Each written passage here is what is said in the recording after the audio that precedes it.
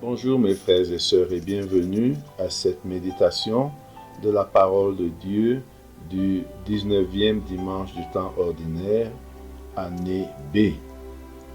Dans la première lecture, le prophète Élie, découragé, demande la mort avant de s'endormir. Puis, dans ce désert où il s'est réfugié, un ange du Seigneur le réveille et lui demande de manger. Il lui donne à manger. Il avait là du pain, des galettes grillées et de l'eau. Il mange et se rendort. Après un certain temps, l'ange le réveille de nouveau et lui dit « Mange » parce que le chemin à parcourir est encore long. Il mange de ce pain et boit de cette eau et il peut, avec cette nourriture, parcourir 40 jours, marcher durant 40 jours et 40 nuits en direction de l'Horeb, la montagne de Dieu. Nous pouvons voir quelques particularités avec le repas pris dans le désert, le repas que lui apporte l'ange de Dieu. Élie peut marcher 40 jours et 40 nuits jusqu'à l'Horeb.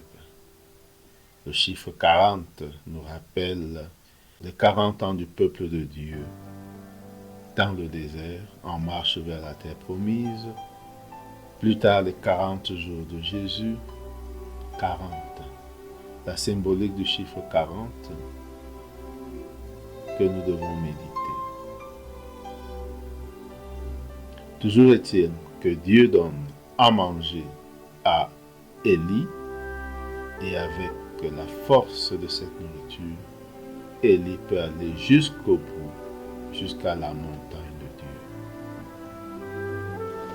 Dans l'Évangile, Jésus nous rappelle qu'il est le pain vivant descendu du ciel.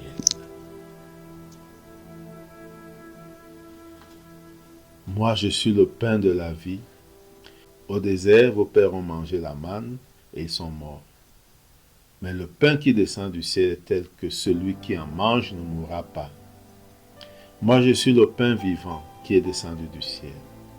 Si quelqu'un mange de ce pain, il vivra éternellement. Le pain que je lui donnerai, le pain que je donnerai, c'est ma chair, donnée pour que le monde ait la vie, donnée pour la vie du monde. Jésus se présente donc comme le pain qui donne la vie. Et celui qui mange de ce pain ne mourra pas. Il vivra éternellement. Nous voyons bien qu'il ne s'agit pas de la mort physique, mais de la mort spirituelle. Celui qui mange le pain vivant descendu du ciel aura la vie éternelle. Il pourra passer par cette vie comme Élie, vivre l'endurance. Élie a marché 40 jours. 40 jours d'endurance, 40 jours de montée et de descente, 40 jours de froid et de chaleur, 40 jours en affrontant les risques et dangers du chemin. Et il est allé jusqu'au bout. Le pain que Jésus nous donne toute la force, toute la sagesse, toute l'intelligence nécessaire pour marcher dans ce monde et arriver à la vraie vie, la vie qui ne finit pas.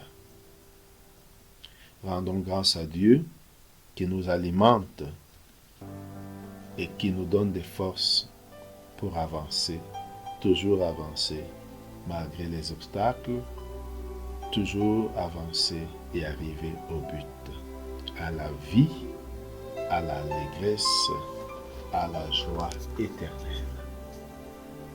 Le psaume nous dit, entre autres, « Je cherche le Seigneur, il me répond. De toutes mes frayeurs, il me délivre. Qui regarde vers lui resplendira sans ombre ni trouble au visage. Un pauvre crie, le Seigneur entend, il le sauve de toutes ses angoisses.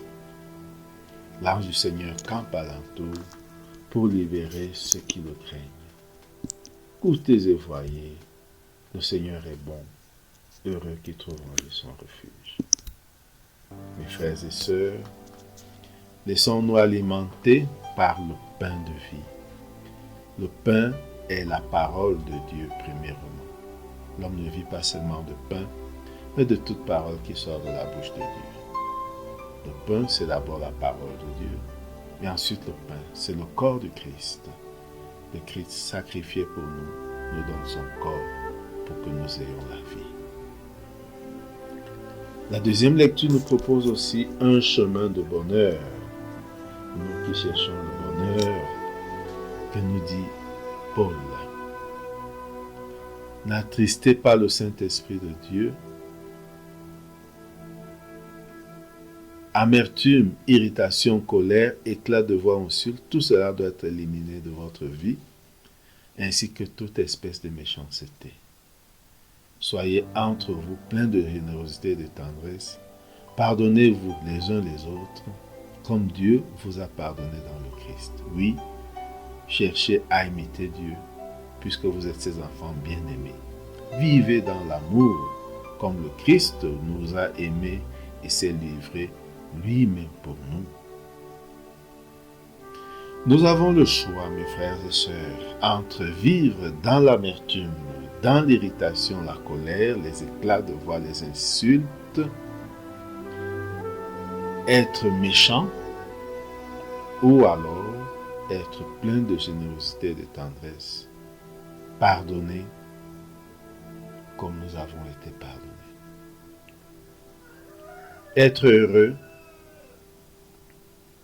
heureux, c'est justement cela, choisir d'être plein de générosité et de tendresse, choisir de pardonner les offenses, choisir d'aimer coûte que coûte, choisir d'aimer. C'est un choix que nous avons à faire, un choix guidé par l'Esprit de Dieu que nous avons reçu au baptême, un choix qui nous conduit certainement à l'amour, à la paix, à la joie, au royaume de la félicité éternelle. Amen.